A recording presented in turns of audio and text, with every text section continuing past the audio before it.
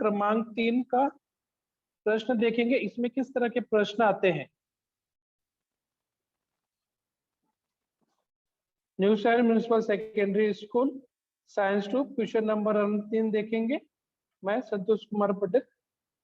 यहाँ पे देखिए प्रश्न जो पेपर का होता है वह क्वेश्चन पेपर का प्रश्न क्रमांक 3। यहाँ पर हमको 8 प्रश्न दिए हुए रहते हैं। कुल 8 प्रश्न दिए हुए रहते हैं और इनमें से हमको 5 प्रश्न करना रहता है और एक प्रश्न 3 मार्क्स का होता है और ये ऑप्शन के साथ 24 मार्क्स के लिए पूछा जाता है विथ ऑप्शन। तो 24 में से हमको सिर्फ 15 मार्क्स के ही करने होते हैं, मतलब 5 प्रश्न हमको करना होता है और हर प्रश्न 3 नंबर का होता है और इनमें हमको कम से कम 6 पॉइंट्स लिखने रहते हैं। 3 नंबर पाने के लिए हमको 6 पॉइंट्स लिखने रहते हैं। इसमें जो प्रश्न पूछे जाते हैं वो जीव विज्ञान तथा पर्यावरण विज्ञान दोनों में से कम 4 प्रश्न होते हैं। तो जो प्रश्न हमारा 3 नंबर है, देखो प्रश्न तीसरा है तो 3 नंबर के लिए, प्रश्न दूसरा है तो 2 नंबर के लिए, ठीक है, प्रश्न चौथा है तो 4 नंबर के लिए, प्रश्न पांचवा है तो 5 नंबर। ऐसे भी हम याद रख सकते हैं कि ये मार्क्स कितने थे। या हम तीसरा प्रश्न कर रहे हैं तो यहाँ पे हमको 3 नंबर के लिए करना है हर प्रश्न और हमको 8 प्रश्न दिए रहेंगे। इन 8 प्रश्नों में से हमको सिर्फ 5 प्रश्न हल करना है और एक प्रश्न 3 नंबर के लिए है। इस तरह से कुल 15 नंबर का हो जाएगा। ऑप्शन के साथ कुल 24 नंबर के लिए है, ठीक है। तो यहाँ पे देखिए प्रश्न तीसरे में किस तरह के प्रश्न पूछे जाते हैं। इसमें 4 तरह के प्रश्न पूछे जाते हैं। अभी हम लोग पेपर में भी देख लेंगे कि ये प्रश्न कैसे हैं। देखो जरा पेपर हम लोग देख लेते हैं उसमें किस तरह के प्रश्न होते हैं।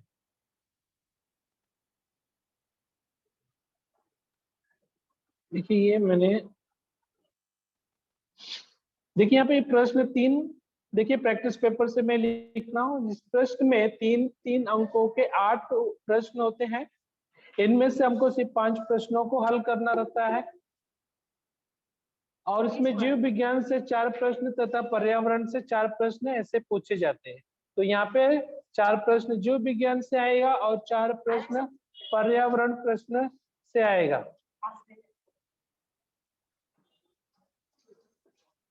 एक साथ इंग्लिश का भी अलग है, ठीक है। तो इसमें देखिए कैसे कैसे प्रश्न आते हैं। विभिन्न प्रश्नों निम्नलिखित प्रकार के होंगे। पहला, कथनों का उपयोग करके हमको स्पष्टीकरण देना है, उपाय और सुझाव हमको देना है। आकृति को स्पष्ट करने के लिए प्रश्न पूछा जाता है, क्या होगा तो वो यहाँ पे पूछा जाता है और आकृति पूर्ण करना है। छठा है, 7वां है आकृति पर आधारित प्रश्नों को देते हैं और 8वां है स्पष्टीकरण देते हुए हमको उत्तर लिखना है। उसके बाद नियम और सिद्धांत इसको स्पष्ट करना है और ये 10वां है परिच्छेद पूर्ण करो। तो यहाँ पे देखिए पेपर की cuttings, paper question sample papers में से लिया हूँ। देखिए पहला देखिए उदाहरण पहला पेपर का है, उत्क्रांति में शरीर विभिन्न संबंधी प्राणियों का महत्व सोदाहरण स्पष्ट करना है। क्या आप जानते हो, देखिए 3 प्रश्न दिया है, तीनों 1-1 नंबर के लिए है। पहला, आपके पड़ोसी लड़कों को तंबाकू खाना पसंद है। ये सारे क्वेश्चंस अभी आगे हम लोग डिस्कस करेंगे। आपके मित्र को हमेशा सेल्फी लेने की आदत होती है। को आपकी बहन बहुत कम बातें करती है और अकेली रहती है। ऐसे परिस्थितियां होती हैं। इसमें 2 प्रश्न ऐसे प्रश्न होंगे जो ओपन एंडेड होगा, जो आपसे लाइफ से संबंधित होंगे। आप उनके प्रश्नों को अपने मन से भी लिख सकते हो जानकारी के आधार पर। तीसरा देखिए, घरों के कचरे का विघटन ठीक से न होने के लिए हम कौन सी सावधानी आवश्यक करेंगे। और देखो यहाँ पे कॉकरोच दिया है, कौन सी शंका है, आवरण कैसा है, शरीर किस प्रकार का है, इसके बारे में लिखना है। उसके बाद देखिए संकल्पनाओं पर संक्षेप में स्पष्ट करना है। स्थापन मातृत्व, काश नलिका में फलन, विर्ण बैंक, इनके बारे में। उसके बाद देखो ना आकृति को नामांकित करना है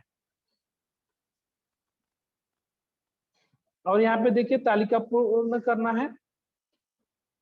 8वां प्रश्न में देखिए हमको यहाँ पे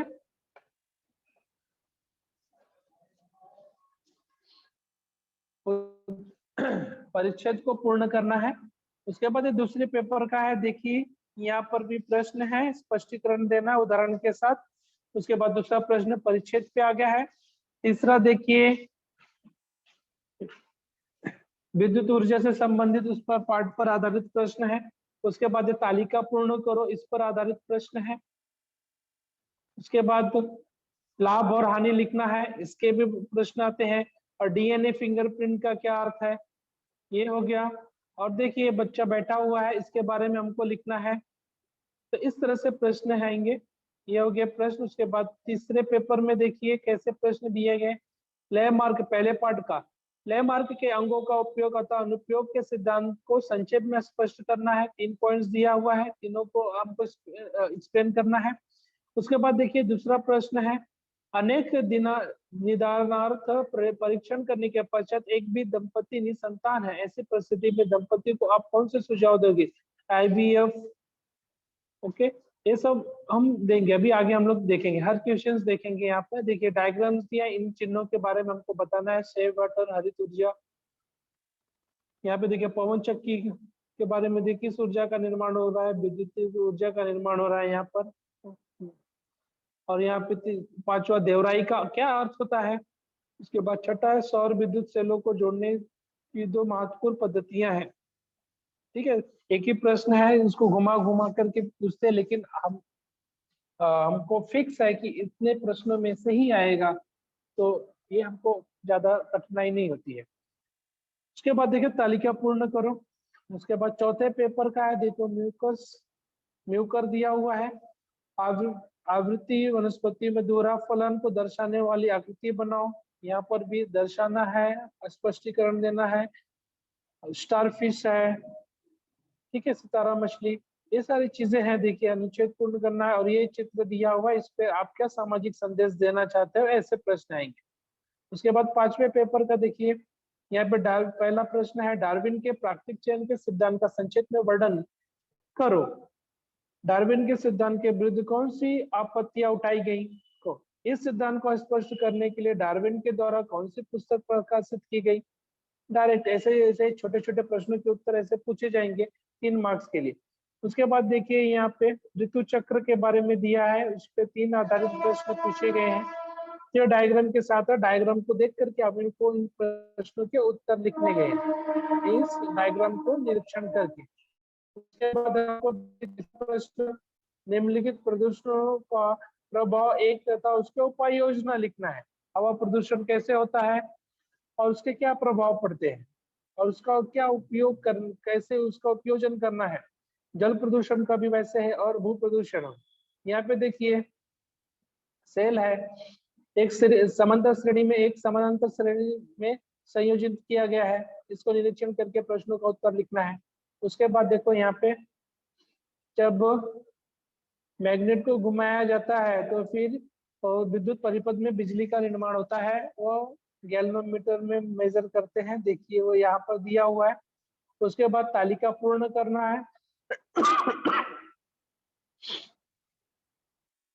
उसके बाद देखिए पांचवें पेपर का सिद्ध अम्ल अवशाम कैसे बनते हैं, उपयोग कैसे होते हैं। उसके बाद देखिए पवन चक्की का फिर से देखिए यहाँ पे। उसके बाद परमाणु विद्युत जनरेटर का दिया हुआ है, विद्युत निर्मित केंद्र के बारे में दिया है, कौन से बॉक्स में क्या आएगा। उसके बाद देखिए यहाँ पे ये ऑक्टोपस दिया हुआ है, इस प्राणी को हमको पहचानना है और कौन से संघ का है और उसके नामांकित करना है। PQRS दिया हुआ है, उनके नाम हमको यहाँ पर लिखने हैं। और ये लास्ट वाला है जो परिच्छेद हमको पूर्ण करना है। तो इस तरह के प्रश्न आते हैं।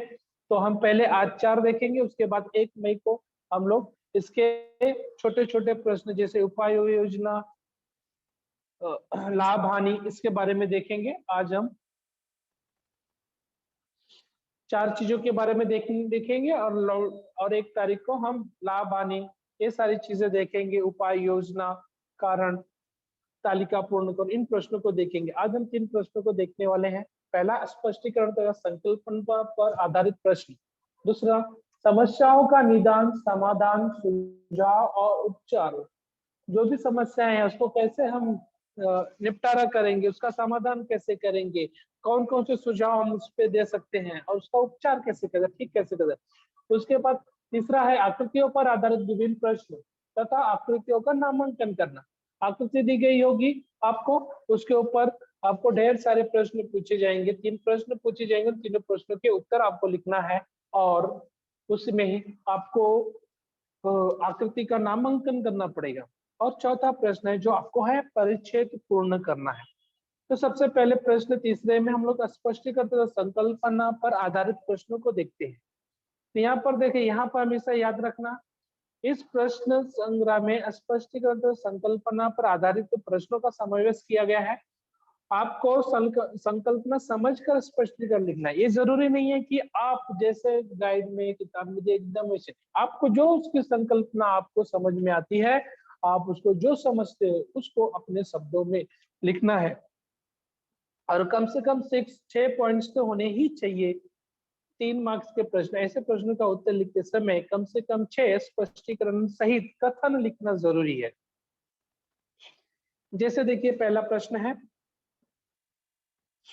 सजीवों में भौगोलिक तथा पुनरुत्पादनीय विभाजन होने पर कालांतर में जाति भेद और जाति उद्भव होता है। पहले पाठ का है, तो प्रत्येक जाति समूह के सजीव विशिष्ट भौगोलिक परिस्थितियों में जीवित रहते हैं।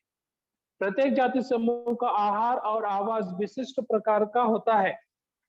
उनकी पुनरुत्पादन क्षमता और काल भी भिन्न होता है। जो भी जाति समूह में सजीव होती है वो विभिन्न जगहों पे रहते हैं, वहाँ के वातावरण, वहाँ का आवास, वहाँ के मौसम सब अलग होते हैं और उसी के हिसाब से उनका पुनरुत्पादन क्षमता और होता है। देखिए जैसे अभी बारिश का मौसम ले लो या फिर गर्मी का मौसम, उत्तर भारत में और दक्षिण भारत में कम से कम 1 महीने का 1-1.5 महीने का फर्क पड़ जाता है मौसम में, ठीक है। यहाँ पे जैसे गर्मी स्टार्ट होगी तो उसके 1-2 महीने बाद उत्तर भारत में गर्मी, तो ये होता है। ये सजीवों के रहन सहन भौगोलिक परिस्थितियों पर निर्भर करता है।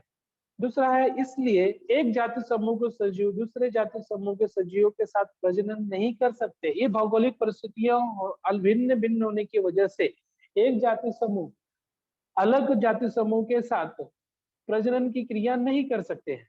तीसरा, जब ये सजीव एक दूसरे से दूरी या भौगोलिक रुकावट द्वारा अलग अलग हो जाते हैं तो इन्हें भौगोलिक रूप से एकाकी कहा जाता है।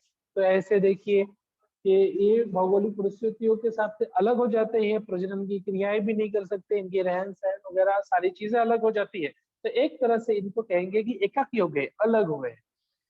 जब ये सजीव एक दूसरे से परस्पर प्रजनन नहीं करते हैं तो उन्हें प्रजनात्मक रूप से के एकाकी कहा जाता है। पांचवा, इन दोनों उप जाति समूह के पूर्वज एक हो सकते हैं। स्टार्टिंग में जो भी पूर्वज होंगे इनके एक हो सकते हैं, परंतु लंबे समय तक एकाकी रहने से दोनों उप जाति समूह के सजीव में जनुकीय परिवर्तन होता है। उनका जो जेनेटिक चेंज होता है वो धीरे धीरे परिवर्तित होता है। इसलिए विभिन्न जाति समूह के सजीवों का एकाकी रहना जाति उद्भव का कारण बन सकता है। एकाकी रहने के कारण उनका जो जात होती है, मतलब उनके जो रहन सहन होते हैं, उनमें विकास अपने भौगोलिक परिस्थितियों के साथ होते रहता है। उसके बाद दूसरा प्रश्न है, पृष्ठवंशीय प्राणियों में भ्रूण विज्ञान विषय प्रमाण दिखाई देते हैं। सब प्रश्न, ठीक है। जैसे मछली हो गई, उभयचर प्राणी हो गए, सरीसृप प्राणी, पक्षी, स्तनधारी वर्ग के प्राणियों के प्रारंभिक अवयव के भ्रूणों में अधिक समानताएं दिखाई दी। देखिए हम लोग ने साइंस की किताब में देखा ही होगा कि अगर हम देखेंगे किसी भी प्राणी, चाहे मछली हो, चाहे केकड़ा हो, चाहे मच्छर हो, इनके प्रारंभिक जो भ्रूण होते हैं वो एक ही जैसे होते हैं, लेकिन जैसे जैसे समय बीतता जाता है वैसे वैसे उनमें भिन्नताएं दिखाई देती है। इनके भ्रूणों में संरचनात्मक समानताएं भी दृष्टिगोचर होती हैं। दूसरा, भ्रूणों का क्रमिक विकास होने पर उनमें असमानताएं भी उत्पन्न होती है। उनका धीरे धीरे क्रम से विकास होता है, इसलिए उसमें असमानताएं आती रहती हैं। सभी पृष्ठवंशी प्राणियों के भ्रूणों में पाई जाने वाली समानता यह प्रमाण देती है कि उत्क्रांति के समय सभी पृष्ठवंशी वर्ग के प्राणी के पूर्वज समान थे। अभी भ्रूणों का अगर विकास देखेंगे, स्टार्टिंग के जो भ्रूण का विकास होता है वह सारे प्राणियों के एक जैसे होते हैं। तो इससे हम अनुमान लगा सकते हैं कि पूर्वज में जो सभी के पूर्वज होंगे वह एक जैसे होंगे। यही पृष्ठवंशी प्राणियों की उत्क्रांति के लिए, इसीलिए पृष्ठवंशीय प्राणियों की उत्क्रांति के लिए भ्रूण विज्ञान विषयक प्रमाण है। उसके बाद अगला प्रश्न है, लगभग 7 करोड़ वर्षों पूर्व मानवीय उत्क्रांति की शुरुआत हुई। लगभग 7 करोड़ वर्ष पूर्व पृथ्वी पर हिमयुग का आरंभ हुआ था। ऐसी परिस्थितियों में डायनासोर पूर्ण रूप से नष्ट हो गए थे। इसी काल के दौरान स्तनधारी प्राणियों में विविधता और उत्क्रांति की शुरुआत हुई। हिमयुग के बाद स्तनधारी प्राणियों में विविधता और उत्क्रांति का विकास होना शुरू हुआ। जलवायु परिवर्तन के कारण आच्छादित वनों का तेजी से नष्ट होना प्रारंभ हो गया। इसी कालखंड के दौरान बंदर के पूर्वज लेमुर जैसे प्राणियों का विकास हुआ। जो प्रारंभ में 4 करोड़ वर्षों पूर्व के कालखंड में अफ्रीका के बंदर जैसे प्राणियों की पूंछ क्रमशः नष्ट होना आरंभ हो गई। ठीक है, 4 करोड़ वर्ष पूर्व। जैसे देखो हमारे पूर्वज, हम कहते हैं कि हमारे पूर्वज बंदर के जैसे, बहुत 99% हमारी समानताएं मिलती है। एक कालांतर में जैसे बंदर की पूंछ हुई अफ्रीका में, वहां के पूर्वजों की पूंछ धीरे धीरे, जिस अंग का इस्तेमाल नहीं करेंगे वह अंग धीरे धीरे नष्ट हो जाता है। जैसे नष्ट होना आरंभ हो गया था, उनके शरीर और मस्तिष्क में आकार में धीरे धीरे वृद्धि होनी, जो दिमाग है उनका शरीर है धीरे धीरे विकास होना, वृद्धि होना शुरू हो गया था। आगे चलकर मानव सदृश ऐप जैसे प्राणियों का विकास हुआ। बंदर जैसे पूर्वजों से ऐप और मानव जैसे प्राणियों का उत्क्रांति के कारण विकास हुआ। आगे चलकर मानव में उत्क्रांति का विकास होने से मानव के मस्तिष्क, हमारा जो दिमाग है, सर है, वो आकार में बड़ा हो गया। और मानव पहले चारों हाथों पैरों की सहायता से चलता था, वह कालांतर में बाद में सीधा चलने लगा, झुक करके चलता था, अब सीधा चलने लगा। हाथों का उपयोग अन्य कार्यों के में करने लगा और 2 पैरों के सहायता से चलने लगा। मानव क्रांति का विकास की यात्रा प्रारंभ 7 करोड़ वर्ष पूर्व हुआ था, परंतु लगभग 50 वर्ष पूर्व बुद्धिमान प्राणी निर्मित हुई। देखो हमारा 50,000 वर्षों पूर्व और हमारा विकास 7 करोड़ वर्षों पूर्व से होता आ रहा है, लेकिन हमारे दिमाग का विकास पिछले 50 वर्षों से के बाद ही होना प्रारंभ हुआ है। उसके बाद देखिए मैंने बताया था, देखिए यहाँ पे कोयले ऐसे बॉक्स वगैरह दिए रहेंगे, कोयले की रासायनिक ऊर्जा एक एक बॉक्स में आपको लिखना है और उसका स्पष्टीकरण भी देना है। नीचे देखिए बॉक्स में दिया हुआ है, इस बॉक्स में से 1-2 चीजें गायब होगी, तो वो क्या है वो हमको पहचानना है कौन सा है। तो यहाँ पर देखिए ऊष्मीय विद्युत निर्मित केंद्र है, ये ऊष्मा पर आधारित प्रश्न है। हम कोयले की रासायनिक ऊर्जा में परिवर्तन होगा तो उससे ऊष्मा निकलेगी, ऊष्मा से भाप का बनेगा और भाप से गतिज ऊर्जा, फिर उस भाप की वजह से टरबाइन घूमेगा और टरबाइन जैसे घूमेगा तो उसमें से विद्युत ऊर्जा निकलेगी। तो कोयले का रूपांतरण विद्युतीय ऊर्जा में कैसे किया जाता है, वो है ऊष्मीय, इसी को हम कहते हैं ऊष्मीय विद्युत निर्मित केंद्र। ऊष्मीय ऊर्जा पर आधारित विद्युतीय ऊर्जा विद्युत केंद्रों पर भाप से चलने वाले टरबाइन का उपयोग किया जाता है। यहाँ पर कोयले का दहन किया जाता है। कोयले को जब जलाते हैं तो उसमें से प्रचंड मात्रा में ऊष्मा निकलती है, जो बॉयलर में पानी रखा होता है उसको गर्म कर देती है। गर्म करने के बाद उसका भाप बनता है। इस पानी का रूपांतरण उच्च तापमान और उच्च दाब वाली भापों में हो जाता है। इस भाप की जो शक्ति होती है, इस भाप की शक्ति से टरबाइन घूमने लगता है। इस टरबाइन से जुड़ा हुआ है जनित्र। इस प्रकार जनित्र के घूमने से विद्युत निर्मित होती है। इस भाप का रूपांतरण पुनः पानी में करके उस भाप को फिर से ठंडा करके पानी में रूपांतरण करके फिर से बॉयलर में भेज दिया जाता है। फिर से वहां पर कोयले को गर्म कर करके उसको भाप बनाया जाता है।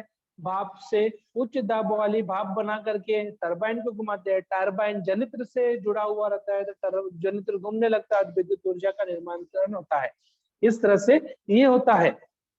ये प्रवाह चित्र दिया हुआ है, ये प्रवाह चित्र को भरना है, आता है पेपर में और इसको अपने शब्दों में स्पष्टीकरण लिखने हैं। उसके बाद है जल विद्युत निर्मित केंद्र। यहाँ पे देखिए बांध बनाते हैं, बांध में पानी जमा हुआ रहता है, कोई भी जमी और रुकी हुई चीज होती है वह स्थितिज ऊर्जा होती है।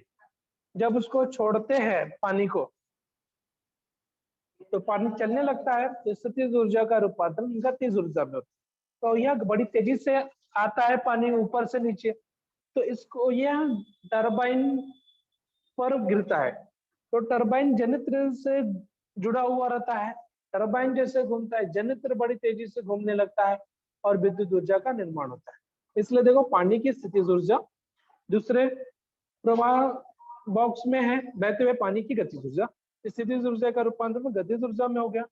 टरबाइन में की गतिज ऊर्जा, टरबाइन घूमने लगता है और टरबाइन जो है जनित्र से जुड़ा हुआ होता है और विद्युत ऊर्जा का निर्माण होता है। बहते हुए पानी में स्थितिज ऊर्जा होती है, रुके हुए पानी में स्थितिज ऊर्जा होती है। संग्रह किए गए पानी में स्थितिज ऊर्जा होती है। जल विद्युत केंद्र बांध के समीप होते हैं। बांध में संचित किए गए पानी की स्थितिज ऊर्जा का रूपांतरण गतिशील पानी के द्वारा गतिज ऊर्जा में किया जाता है। यह बहता हुआ गतिशील पानी पाइप के द्वारा टरबाइन पर एकदम तलहटी, एकदम नीचे, बांध के नीचे टरबाइन होती है वहां पर, उस पर छोड़ा जाता है। गतिशील पानी में स्थितिज ऊर्जा के कारण टरबाइन घूमता है और टरबाइन जनित्र से जुड़ा हुआ रहता है, तो जनित्र भी घूमने लगता है जिससे विद्युत ऊर्जा का निर्माण होता है। उसके बाद है जल विद्युत निर्मित केंद्र। यहाँ पे सौर उष्मीय विद्युतीय निर्मितीय केंद्र, इसमें देखिए सूर्य की रोशनी आती है, परावर्तक होता है, उस परावर्तक की वजह से उस पाइप में जो पानी है वो गर्म हो जाता है, गर्म होने की वजह से वो भाप बन जाता है। सौर और फिर वो भाप है ना टरबाइन को घुमाता है, टरबाइन जनित्र से जुड़ा हुआ रहता है, तो जनित्र की वजह से विद्युत निर्मित होती है। फिर पावर ग्रिड से की सहायता से देश के गांव के विभिन्न भागों तक इसको पहुंचाया जाता है। फिर भाप को फिर से ठंडा कर करके इसको इस साइकिल को फिर से रिपीट किया जाता है। तो यहाँ पे देखिए प्रवाह तख्ता, सूर्य प्रकाश एकत्रित करने के लिए परावर्तक, सूर्य की अधिक से अधिक मात्रा में सूर्य की रोशनी प्राप्त हो इसलिए परावर्तक का उपयोग किया जाता है। एकत्रित सूर्य प्रकाश की ऊर्जा अवशोषित करने के लिए अवशोषक होते हैं। फिर उसको भाप, पानी जो उसके अंदर होता है उसको भाप में बदल दिया जाता है, वह भाप जो है टरबाइन तक पहुंच जाती है। फिर टरबाइन घूमने लगती है और टरबाइन जनित्र से जुड़ा हुआ होता है, तो जनित्र घूमने लगता है, इससे विद्युत का निर्माण होता है और इस विद्युत को गांव के, शहर के विभिन्न भागों तक पहुंचाया जाता है। ये हो गया प्रवाह तख्ता। इसी को हम अपने शब्दों में स्पष्टीकरण में लिखेंगे। सौर उष्मीय विद्युत निर्मित केंद्र में सूर्य की किरणों को परावर्तित करके अनेक परावर्तकों का उपयोग किया जाता है। परावर्तित सूर्य किरणों को एक अवशोषक केंद्र पर केंद्रित करते हैं। जैसे माचिस की तीली को हम जलाते हैं, सेम उसी तरह से सूर्य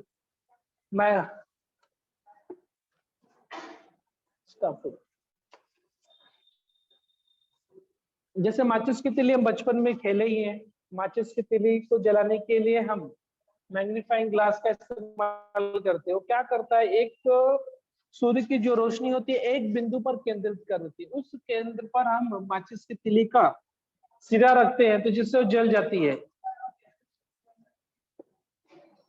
सेम उसी तरह से यहाँ पर भी परिवर्तित सूर्य किरणों को एक अवशोषक पर केंद्रित किया, यह निर्मित होने वाली उष्मीय ऊर्जा से पानी का रूपांतरण भाप में कर देता है। यही भाप टरबाइन को घुमाती है, टरबाइन जनित्र से जुड़ी हुई रहती है और जनित्र के घूमने से इसमें विद्युत का निर्माण होता है। जनित्र के घूमने से विद्युतीय ऊष्मा का निर्माण होता है। उसके बाद है छठे पाठ का प्राणियों का वर्गीकरण। तिलचट्टा किस संघ का प्राणी है, इसको हमको कारण से स्पष्ट करना है।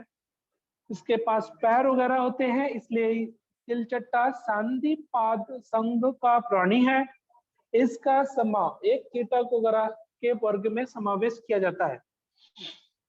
तिलचट्टा संधिपाद संघ का प्राणी है। इसके महत्वपूर्ण कारण नीचे हैं। निम्नलिखित के शरीर के आसपास काइटिन युक्त बाह्य कंकाल होता है। शरीर के आसपास बाह्य कंकाल होता है। अगर आप ध्यान से देखोगे, तिलचट्टा को देखोगे, आपको दिखाई देगा। तिलचट्टा के शरीर में छोटे छोटे टुकड़े से जुड़कर बने हुए उपअंग होते हैं। 3 जोड़ी के पैर होते हैं। 3 तरह, देखिए जैसे हमारा हाथ है, बाह है, देखो 3 जगह, 2 जगह जुड़ा होता है। सेम इसी तरह से तिलचट्टे के भी होते हैं। 3 जोड़ी पैर होते हैं। 3 जोड़ी लेफ्ट साइड, 3 राइट साइड। तिलचट्टा का शरीर त्रिजनन स्तरीय, सप्त देह, गुहा युक्त और द्विपश्व समिति वाला खंडीभूत होता है। तिलचट्टा का जो हार्ट होता है वह 3 अस्तर होता है। मानव का, हमारे शरीर का जो हार्ट होता है वह 4 भागों में विभाजित होता है, उसका 3। तिलचट्टा के शरीर में श्वसन के लिए श्वसन रंध्र और श्वसन नलिकाओं का जाल फैला हुआ रहता है। ये हो गया। इस तरह के प्रश्न आएंगे जो आपके स्पष्टीकरण तथा संकल्पना पर आधारित होंगे। अभी हम अगला देखने वाले हैं, समस्या का निदान, समाधान, सुझाव और उपचार। ये प्रश्न तीसरे में पूछे जाते हैं। पहला है, लैंगिक स्वास्थ्य ठीक रखने के लिए आप किन बातों का ध्यान रखेंगे? शरीर के अन्य संस्थानों के समान ही प्रजनन संस्थान भी शरीर का एक महत्वपूर्ण अंग है। आपके शरीर में ऐसा कोई भी अंग नहीं है जो अनुपयोगी, सारे उपयोगी है। उसी तरह से हमारा जो प्रजनन संस्थान होता है यह भी एक महत्वपूर्ण अंग है। सर्वप्रथम लैंगिक स्वास्थ्य के विषय में उचित और वैज्ञानिक जानकारी होना जरूरी है। शरीर की स्वच्छता के साथ साथ प्रजनन संस्थान के अंगों तथा गुप्तांगों की स्वच्छता रखना आवश्यक है, क्योंकि काफी मात्रा में जो बीमार होने का कारण भी प्रजनन संस्था और गुप्तांगों की अस्वच्छता के कारण होता है। इसके लिए इसका वैज्ञानिक और उचित जानकारी होना चाहिए प्रजनन संस्थान और गुप्तांगों की। शारीरिक संबंध बनाते समय भी उचित सावधानियां बरतनी चाहिए। सावधानी न बरतने से गंभीर प्रकार के रोग होने की संभावना रहती है। कम आयु में शारीरिक संबंध बनाने से हमारा लैंगिक स्वास्थ्य के लिए खराब हो सकता है। मानसिक धर्म आने पर स्वच्छता का ध्यान रखना जरूरी है। प्रजनन अंग की स्वच्छता रखना इत्यादि व्यक्तिगत स्वच्छता पर ध्यान देने की आवश्यकता है। हमको जब मासिक धर्म ऋतु चक्र आता है उस समय भी हमको बड़ी ही सावधानी से साफ सफाई इत्यादि रखने की आवश्यकता होती है, अन्यथा अन्य प्रकार के इन्फेक्शन होने की संभावना रहती है। समाज में रहते हुए तथा सामाजिक कार्य करते हुए हमें सावधानियां रखनी चाहिए, अतः स्वयं को लैंगिक रोगों से बचाना आवश्यक है। उसके बाद है, अनेक निदानार्थ परीक्षण करने के पश्चात भी एक दंपति निसंतान है। ऐसी परिस्थिति में दंपति को क्या सुझाव दोगे आप? ये हमारे समाज की काफी, देखो आज का शहरी भाग का समय ऐसा है कि यहाँ पे भाग दौड़ में बहुत कम समय मिलता है। इतनी भाग दौड़ होती है कि हम घर परिवार बच्चों को समय नहीं दे पाते। ऐसे तेज रफ्तार से भागता हुआ शहर, यहाँ पे काम करने, हर चीज में हर चीज हासिल करने में इतनी दौड़ धूप करनी पड़ती है, इतनी मेहनत करनी पड़ती है, समय नहीं रहता। इस भाग में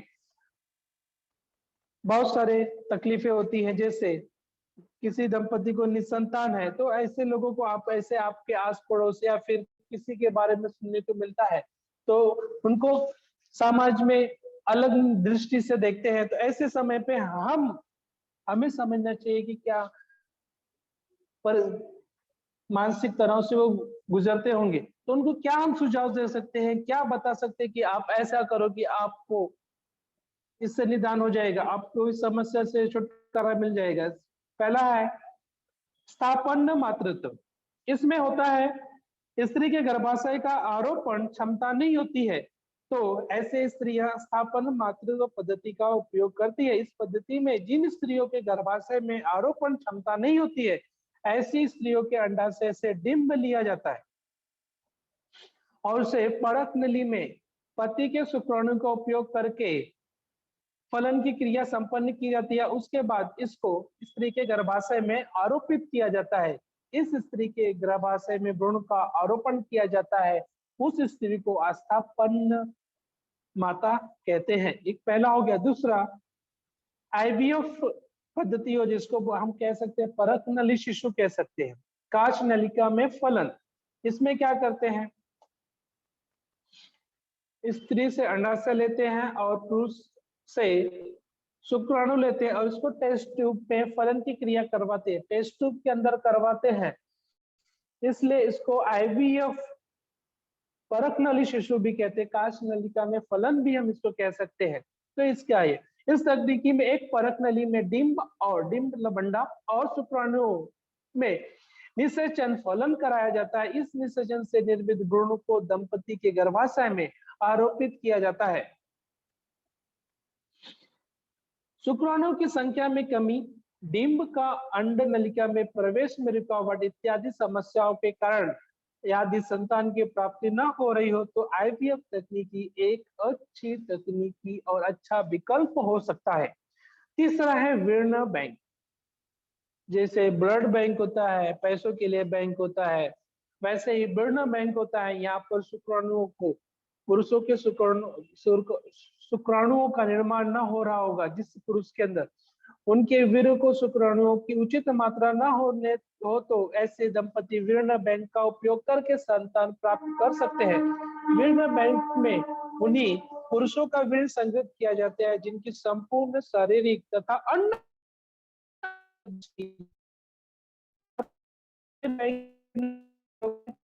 तकनीकी सहायता से भ्रूण का निर्माण करके संतान प्राप्ति की जा सकती है। उसके बाद है सामाजिक स्वास्थ्य। आपका अधिक समय इंटरनेट, मोबाइल गेम्स, फोन में व्यतीत होता है। कॉमन सी बात है, जब से लॉकडाउन हुआ है अधिकतर बच्चे मोबाइल से, पहले मोबाइल से दूर रखा जाता था बच्चों, जब से लॉकडाउन हुआ है कोरोना की वजह से, तब से बच्चे अपनी पढ़ाई को जारी करने के लिए वह मोबाइल से ही संपर्क में आ गए हैं। फिर भी जब मोबाइल हम सही कामों के लिए इस्तेमाल करेंगे तो बहुत अच्छी बात है, जब हम उसको गलत कामों के लिए इस्तेमाल करेंगे तो गलत है। तो आप अधिक समय तक इंटरनेट, मोबाइल गेम्स आदि फोन में व्यतीत करते हैं तो बीता हुआ समय कभी भी दोबारा वापस नहीं आता। जो समय बीत जा रहा है वो कभी नहीं आता। अपना समय अपना समय अध्ययन में, व्यायाम में और मैदान में बिताना जरूरी है। खाली समय माता पिता की मदद करनी चाहिए। अपना समय इन कार्यों के अतिरिक्त इंटरनेट का उपयोग तथा मोबाइल पर गेम खेलने में तथा फोन का अधिक उपयोग करके बातचीत करने में, ये सब गलत आदतें हैं। जैसे दारू पीना, सिगरेट पीना एक नशा होता है, एक व्यसन होता है, उसी तरह से मोबाइल में वीडियो देखना, गेम खेलना और अधिक बात करना एक तरह का व्यसन होता है। ये भी तो ये लगना नहीं चाहिए हमें। हम मोबाइल, इंटरनेट तथा संग्रहण के व्यसन हो सकते हैं। इस कारण हमें अपनी आदतें सावधानी पूर्वक सुधारनी चाहिए। हमारा समय बेकार की बातों में बीत रहा है, इसका भी ध्यान रखना चाहिए।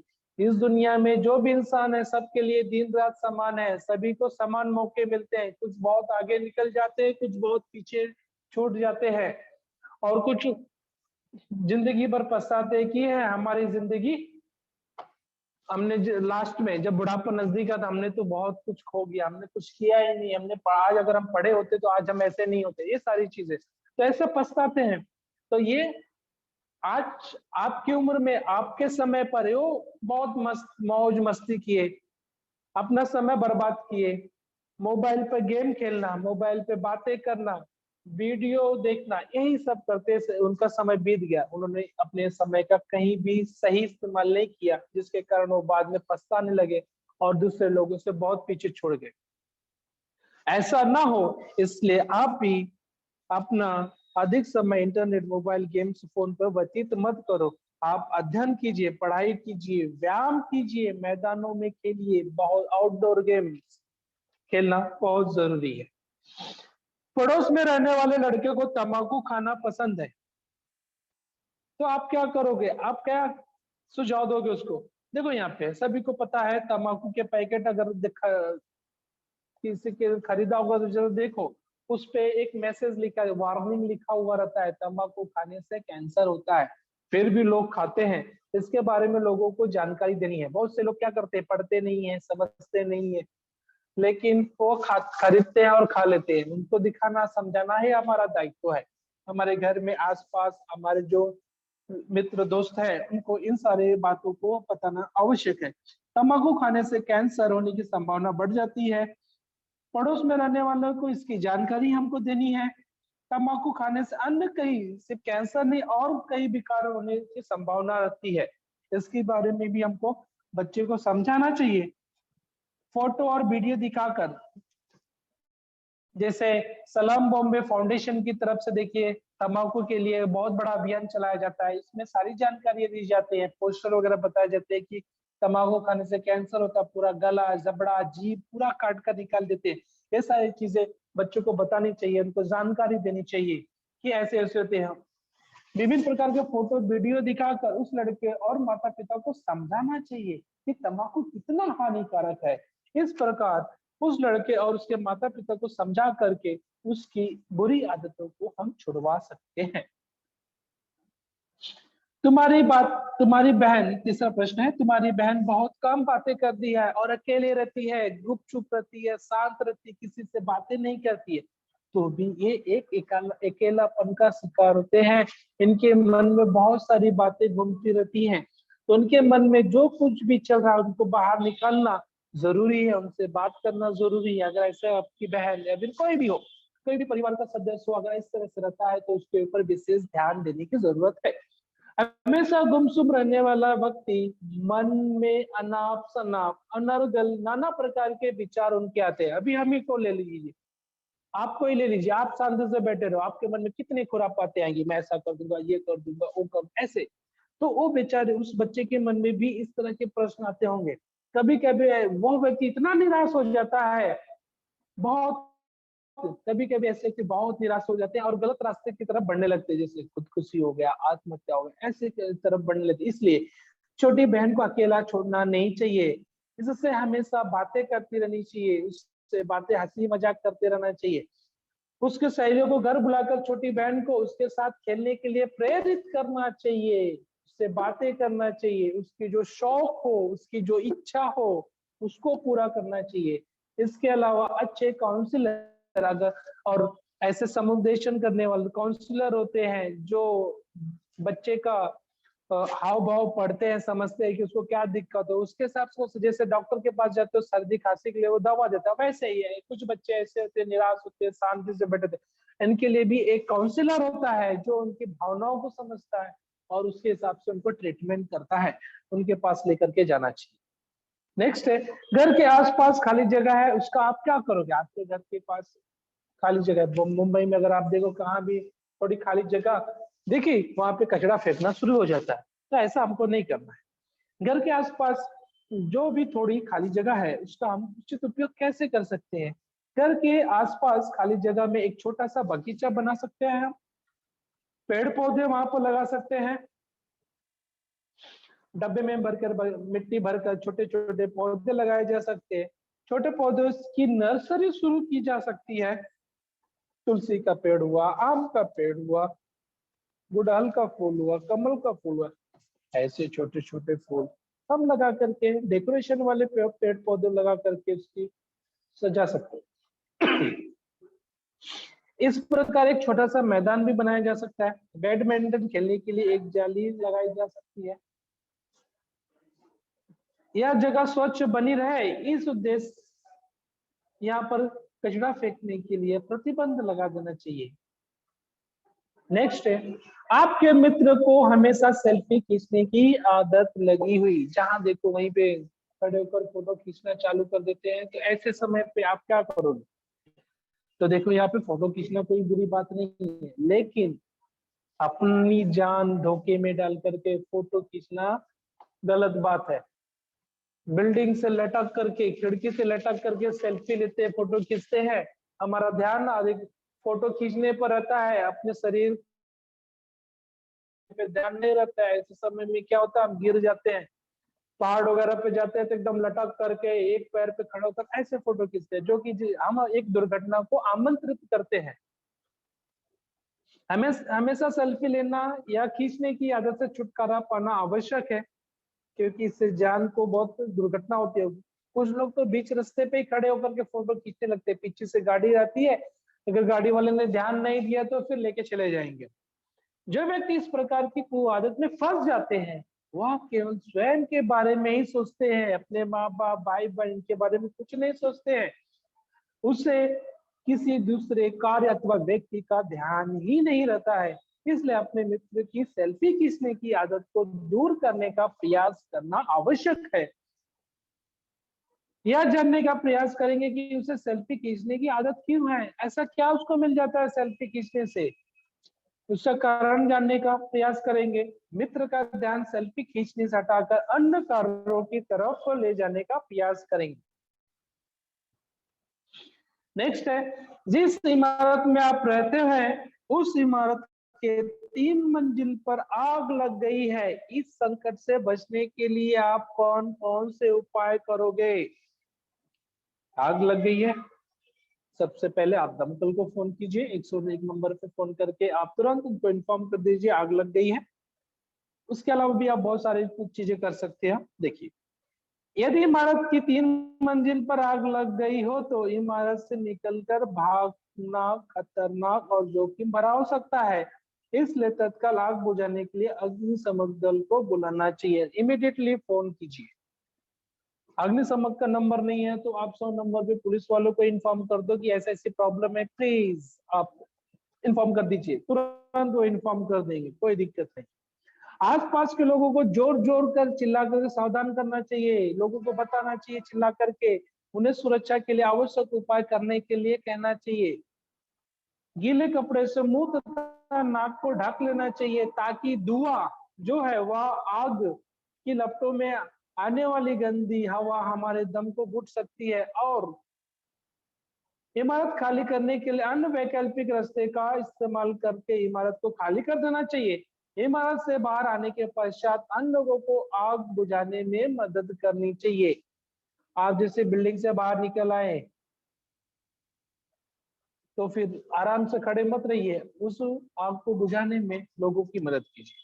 आग से झुलसे गए घायल व्यक्ति को तत्काल प्रारंभिक प्रथमोपचार की सुविधा प्रदान करना आवश्यक है। और जब बिल्डिंग में आग लगी हो तो फिर निकलने के लिए आप झुक करके निकलिए, क्योंकि आग गर्म होती है, धुआं होता है, वह जो छत की तरफ ऊपर होता है, जमीन की तरफ नीचे की तरफ नहीं होता, इसलिए आप आराम से फटाफट निकल सकते हो झुक करके। झुक करके निकल करके भागना बहुत ही लाभदायक रहता है, इससे हम धुआं से अन्य चीजों से दूर रहेंगे। अभी हम देखते हैं तीसरा, आकृतियों पर आधारित विभिन्न प्रश्न तथा आकृतियों का नामांकन करना। आपको आकृति दी जाएगी, उसको नामांकित करने के लिए कहा जाएगा और उसके ऊपर विभिन्न प्रश्न पूछे जाएंगे। ऐसे भी प्रश्न हमको 3 मार्क्स के लिए पूछा जाता है। जैसे पहले पार्ट का ये है, भाषांतरण तथा स्थानांतरण की आकृति का निरीक्षण करो तथा दिए गए निम्नलिखित प्रश्नों के उत्तर लिखना है।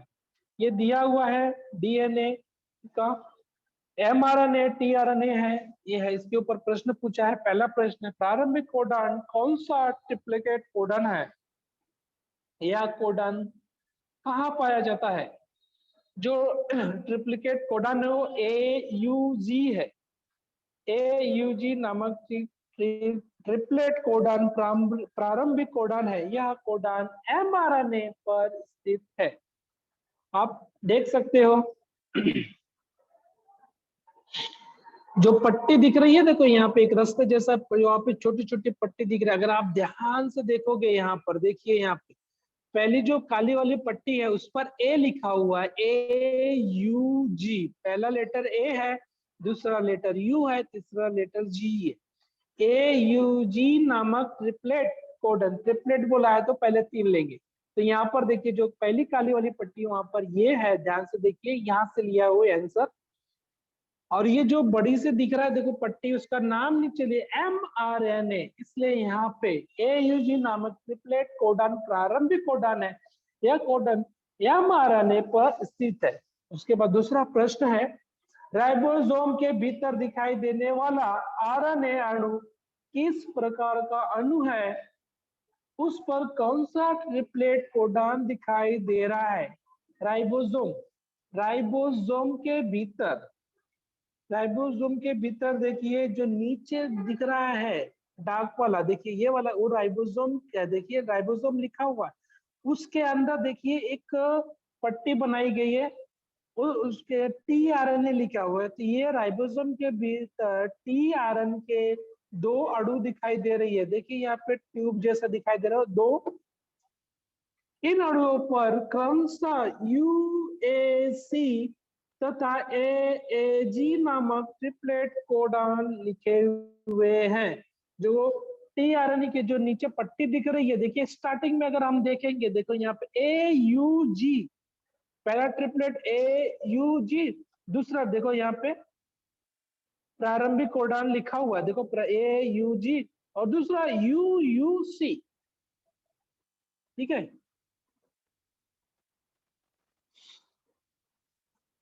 इस तरह से एक ट्रिपलेट कोडन दिखाई दे रहा है। उसके बाद तीसरा देखिए, तीसरा प्रश्न, केंद्र से बाहर आने वाले mRNA पर कौन सा सांकेतिक संदेश है? DNA पर यह सांकेतिक संदेश किस क्रम में स्थित है? जो केंद्रक है उससे बाहर आने वाला, केंद्रक के बाहर देखो जो गोल गोल दिख रहा है, देखो केंद्रक है, केंद्रक से कौन सी पट्टी आए, उस पट्टी का नाम क्या है? mRNA, ठीक है। उस mRNA पर कौन सा कोड लिखा हुआ है? फिर से उसी पट्टी को देखिए, सारे जो लिखा AUG, UUC और तीनों AAA नामक संकेत लिखा हो। इस संदेश से सांकेतिक संदेश के अनुसार DNA का न्यूक्लियोटाइड्स पर क्रमशः, न्यूक्लियोटाइड्स पर कौन सा बनेगा? देखिए TAC, AAG, TTT यह होना चाहिए। उसके बाद देखिए, जैसे हम लोग ने प्रारंभिक भ्रूण देखिए सभी के समान है, ऊपर वाली पट्टी देखिए 3 है, सभी के भ्रूण देखिए एक ही जैसे है। उसके बाद देखिए कुछ समय के बाद, 1-2 हफ्ते के बाद, 3 हफ्ते के बाद देखो उनके भ्रूण में थोड़ा परिवर्तन दिखाई दे रहा है, अलग होते जा रहे हैं तीनों भ्रूण, चारों भ्रूण। उसके बाद 8-9 हफ्तों के बाद इस तरह के भ्रूण देखिए अलग हो गए, कछुए का अलग, चूहे का अलग, इंसान का अलग, बंदर का अलग, इस तरह से भ्रूण अलग हो गए। तो यहाँ पे पहला प्रश्न है, दी गई आकृति में किस उत्क्रांति का प्रमाण दर्शाया गया? ये भ्रूण है, इसलिए भ्रूण विज्ञान का प्रमाण दर्शाया गया है। इस प्रमाण के आधार पर क्या सिद्ध किया जा सकता है? इस आधार पर हम ये सिद्ध कर सकते हैं कि ये पृष्ठवंशी प्राणियों के भ्रूणों के प्रारंभिक विकास में अत्यधिक समानता दिखाई। स्टार्टिंग में जो भ्रूण है वो अत्यधिक समान है। प्रारंभिक अवस्था की समानता से यह सिद्ध किया जा सकता है पृष्ठवंशी प्राणियों के पूर्वज एक ही थे। तीसरा प्रश्न, उत्क्रांति के प्रमाण का एक अन्य उदाहरण दो। अवशेषांक और संयोजी कड़ी।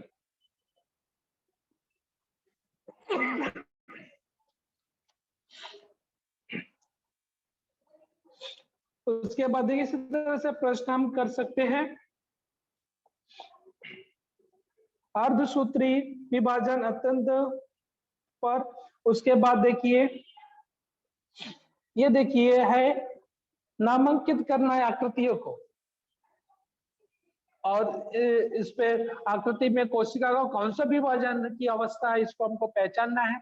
इसमें तारक केंद्र, संतति कोशिका के गुणसूत्र, केंद्रक आवरण और केंद्रिका।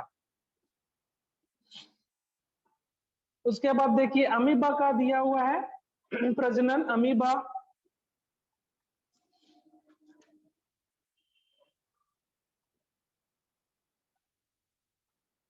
आकृति में प्रजनन का अलैंगिक प्रजनन पद्धति से दर्शाया गया है। विभिन्न प्राणियों में प्रजनन प्रक्रिया का उपयोग संभवतः टूटे अंगों से पुनः ठीक करने के लिए किया जाता है। शरीर के अन्य संस्थानों के समान ही प्रजनन संस्थान भी एक संस्थान है। इस प्रकार विचार करके प्रजनन की पद्धति है। उसके बाद पुष्प का दिया है, स्वपरागण और परागण दर्शाने वाली आकृतियों को नामांकित करना है। उसके बाद देखिए म्यूकर है, म्यूकर यहाँ पे नामांकित करने के लिए आता है और इसके बारे में स्पष्टीकरण देना और यह किस प्रकार का प्रजनन होता है इसके बारे में। उसके बाद देखिए यहाँ पे इस तरह के चिन्ह आपको वेफर के पैकेट्स के, अगर आप जो भी वस्तु खरीदते हो वहां पे इस तरह से दिखाई देने को पड़ता है। पहला जो है वह ट्रिपल आर का ये है, रिड्यूस, पुनरुपयोग, पुनर्चक्रीकरण और कम करना, इनके लिए होता है। दूसरा है पानी की बूंद है, पानी बचाव का संदेश है। तीसरा सौर ऊर्जा का उपयोग क्या, और इनके बारे में हमको स्पष्टीकरण अपने शब्दों में लिख देना है। उसके बाद यहाँ पर देखिए हरित ऊर्जा के लिए है और दूसरा है पानी बचाव के लिए चिन्ह है। उसके बाद यहाँ पर देखिए प्राकृतिक गैस से निर्मित होने वाली विद्युत ऊर्जा का है, इसके ऊपर आधारित प्रश्न।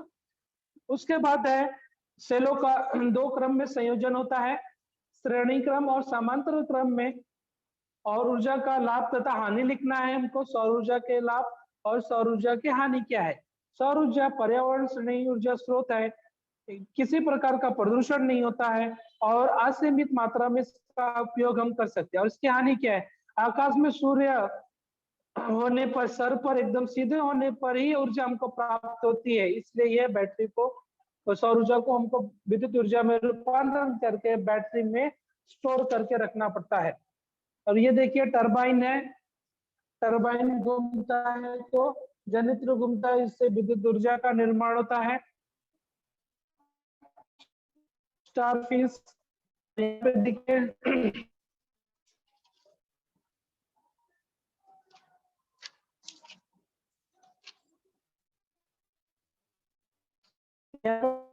आप भोजन करते समय देखना उचित होता है और आपका ध्यान पूरा खाने की तरफ होना चाहिए और खाने को नम्रता पूर्वक खाना चाहिए, चबा चबा करके।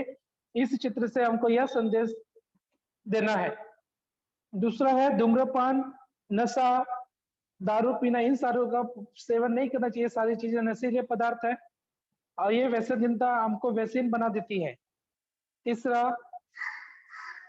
देखिए सेल्फी वगैरह लेने के लिए हमको रोड पर नहीं लेना चाहिए, इसके बारे में लोगों को जानकारी देनी चाहिए, आपकी जान को खतरा हो सकता है ये। और यह दुर्घटना हो जाएगी तो आप वहां पे फोटो मत खींचिए, उसको प्रारंभिक उपचार के प्रथमोपचार की आवश्यकता होती है, तुरंत उसको प्रथमोपचार दे करके उसको हॉस्पिटल तक पहुंचाना चाहिए ताकि उसकी जान बच सके।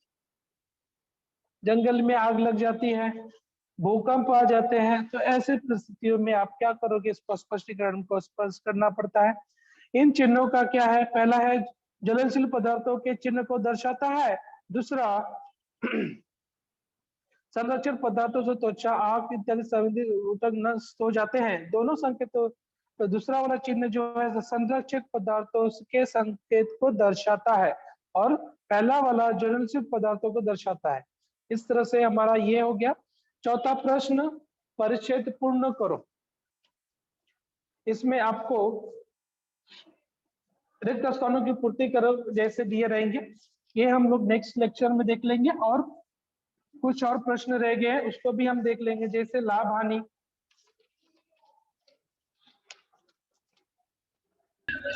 विशेषताएं, गुणधर्म का उपयोग, लाभ हानि और मर्यादा प्रभाव, इस तरह के सारे चीजें हम लोग 1 मई को हम लोग देखेंगे। ठीक है, किसी को कुछ डाउट होगा तो प्रश्न पूछ सकता है।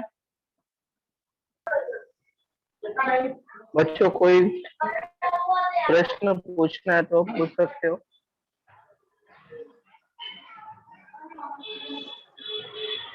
किसी को कोई प्रश्न पूछना है तो पूछ सकता है।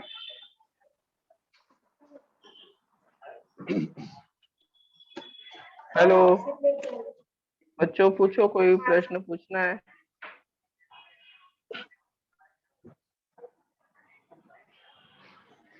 ठीक है, कोई प्रश्न नहीं पूछना चाहता है तो अभी हम लेक्चर यहाँ पे खत्म करते हैं। अदरवाइज कोई पूछना चाहता है तो पूछ सकता है। ठीक है सर, लीव कर दीजिए आप।